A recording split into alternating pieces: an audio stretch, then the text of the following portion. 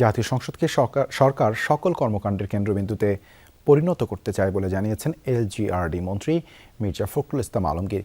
Bangladesh federal সাংবাদিক union ও ঢাকা সাংবাদিক ইউনিয়নের একাংশের ইফতার মাহফিলে একথা বলেছেন তিনি।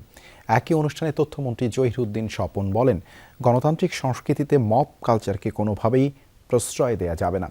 আর জামায়াতের সেক্রেটারি জেনারেল মিয়া গোলাম পরোয়ার জনগণ, রাজনৈতিক দল ও গণমাধ্যমের সমন্বয়ে দেশ এগিয়ে নেওয়ার আহ্বান জানান।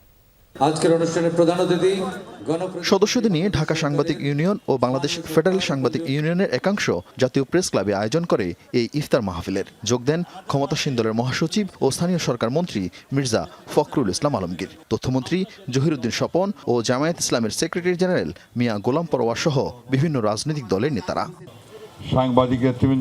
অনুষ্ঠানে স্থানীয় সরকার মন্ত্রী সতর্ক করে বলেন, বিএনপি গণমাধ্যমের স্বাধীনতায় বিশ্বাসী, সুতরাং ফ্যাসিস্টদের মতো বর্তমান সরকার যেন গণমাধ্যমের উপর কোনোভাবেই চেপে না বসে। আমরা সংবাদপত্রের স্বাধীনতার কথা বলি, গণমাধ্যমের স্বাধীনতার কথা বলি সব সময়।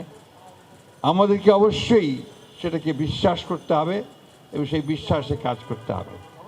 আমার একটা কথা আমি সরাসরি কথা বলি, সেটা হচ্ছে আমরা যেন আবার সেই ফ্যাসিস্টদের মতোই সাংবাদিকদের উপরে চড়াও হয়ে না বসি। এই কথাটা আমাদের সকলকে সব সময় মনে রাখা প্রয়োজন বলে আমি মনে করি, বিশেষ করে আমাদের সরকারের।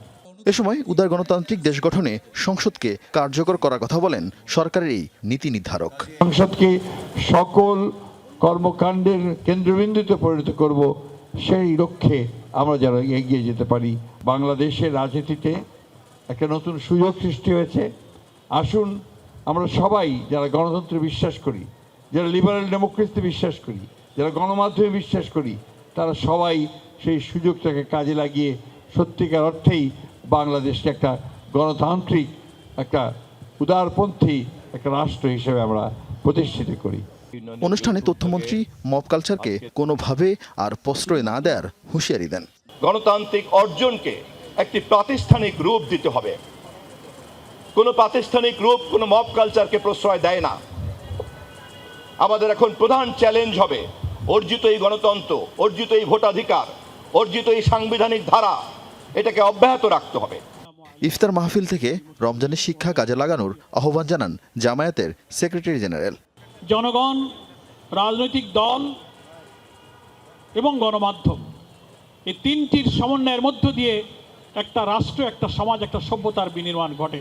সাংবাদিকদের দেশের কল্যাণে বস্তুনিষ্ঠ সংবাদ তুলে ধরার আহ্বান জানানো হয় এই অনুষ্ঠান থেকে। আরিফিন শাকিল, যমুনা নিউজ, ঢাকা।